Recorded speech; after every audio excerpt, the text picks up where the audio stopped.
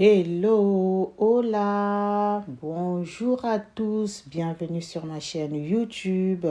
J'espère que vous allez bien. Merci à vous tous qui êtes abonnés sur la chaîne, toutes les personnes qui se sont abonnées ces derniers temps. Pour tous ceux qui ne sont pas encore abonnés et qui passent par là, qui trouvent que les thèmes que j'aborde vous intéressent, alors abonnez-vous, likez, commentez et puis nous allons agrandir la communauté.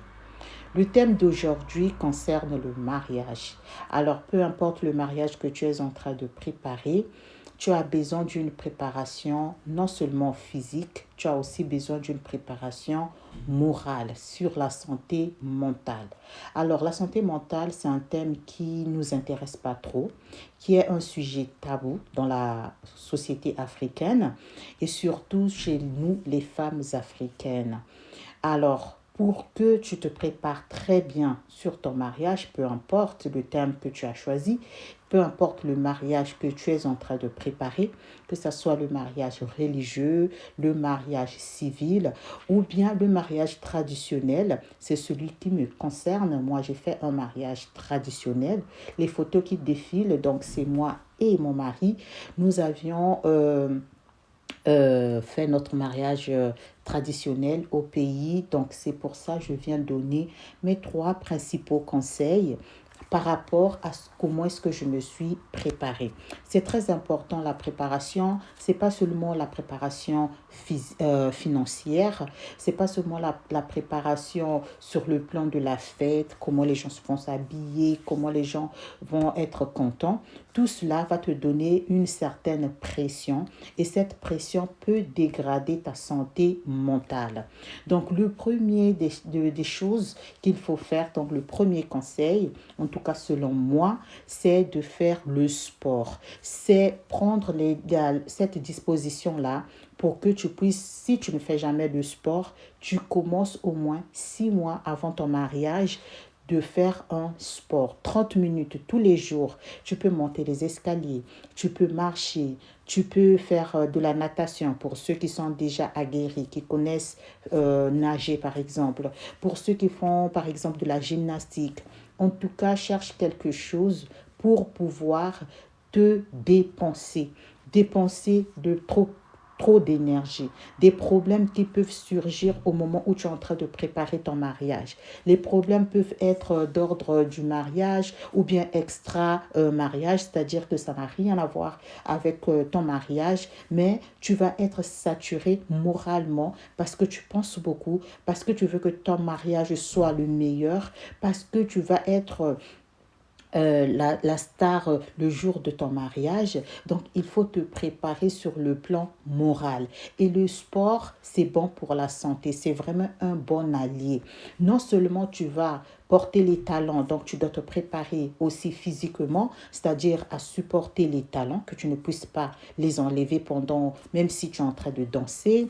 Tu vas danser toute la nuit parce que c'est ton jour. Tu vas te faire plaisir. Dans ce cas, il faut te préparer aussi sur le plan physique. Mais le plan physique ne va pas suffire, sur le plan moral aussi. Donc, le sport va allier les deux. Donc, c'est un bon conseil que je donne à toutes les femmes. Si tu es déjà habitué à faire du sport, donc continue. C'est très important tous les jours. Tu vas aussi remercier ton cœur parce que ton système cardiaque va se stabiliser. Si tu es quelqu'un, dès que tu entends un problème, une situation quelconque négative, tu paniques, tu pars dans tous les sens, tu pleures, tu es dans un état critique, le stress, pour que tu puisses enlever tous ces côtés négatifs-là. Alors, mets-toi au sport. 30 minutes, les amis. 30 minutes, tu vas t'habituer. Tu vas habituer ton corps. Tu vas habituer ton cœur. Tu vas envoyer le message positif à ton cerveau et ce dernier va renvoyer des bonnes ondes aussi à ton corps. Tu vas illuminer ta face le jour de ton mariage. Tu seras en bon état physique et moral parce que tu t'es préparé en amont. Tu t'es préparé bien avant. Ne faites pas des régimes pour perdre du poids parce que tu vas faire un mariage. C'est-à-dire des régimes draconiens que les femmes font pour perdre du poids. Une fois qu'elle a perdu du poids, le jour même du mariage, tu la regardes, tu es pâle, tu n'as pas de force parce que tu as tiré le bouchon un peu trop et parce que tu veux satisfaire des gens. Mais satisfais-toi d'abord toi-même. Donc, sur le plan intérieur, c'est ça la santé mentale. Une fois que tu as fini tes exercices, tu manges équilibré, tu élimines l'alcool, tu manges bien les fruits, des légumes, tu bois de l'eau. Tout ça, ça va te donner des bons résultats le jour de ton mariage. Et le deuxième conseil, c'est la communication.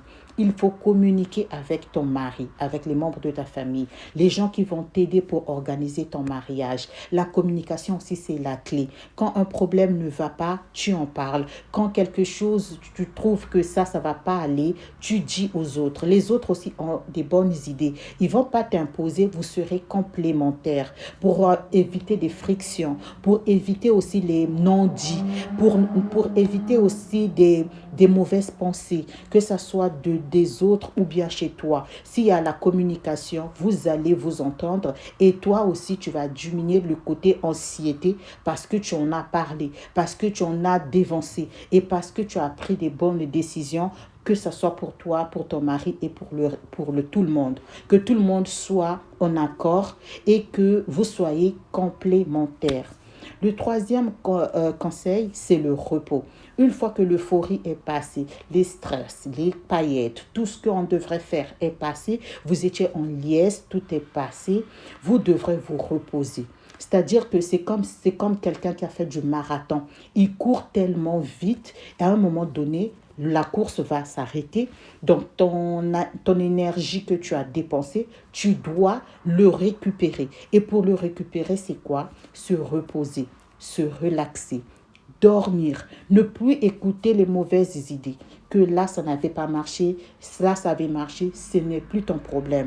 Là, tu dois récupérer l'énergie pour d'autres choses, pour ton travail, pour s'occuper de tes enfants. Tu as tellement pleuré, tu as tellement dépensé d'énergie en parlant, en faisant du sport à outrance. Maintenant, c'est ton temps de te relaxer.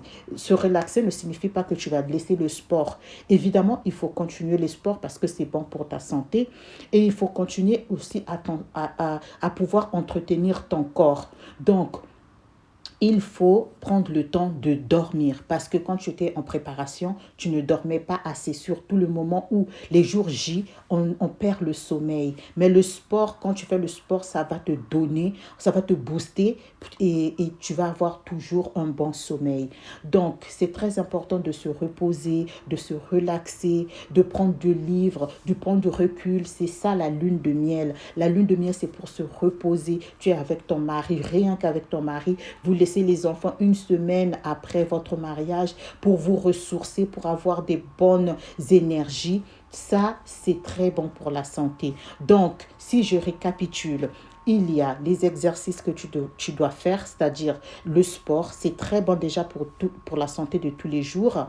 Et le deuxième conseil, c'est la communication. Parler pour ne pas garder tout dans ton cœur et ne pas souffrir. Le troisième conseil, c'est le repos. Tu dois te reposer. Tu dois t'entourer des personnes positives, des personnes qui vont t'emmener vers le haut et non vers le bas. Et ta santé mentale, tu vas bien la maîtriser.